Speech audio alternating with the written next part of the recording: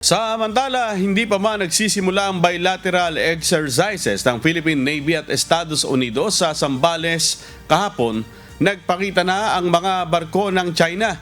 Ilan sa mga namataang sasakyang pandagat ng China ang isang Jiangkai-class Frigate 551, Jiangdao-class Corvette 646 ng People's Liberation Army Navy at isang Chinese Coast Guard vessel 4203.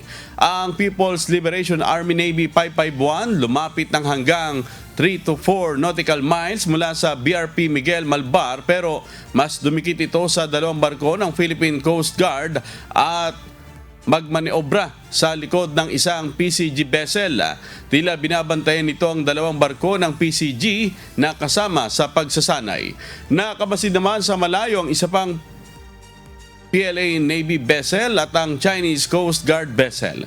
Gayunman, hindi ito nakantala sa pagsasanay ng hukbong dagat ng Pilipinas at Estados Unidos. Nothing unusual, ma'am. Ibig sabihin, nandun lang po sila sa area.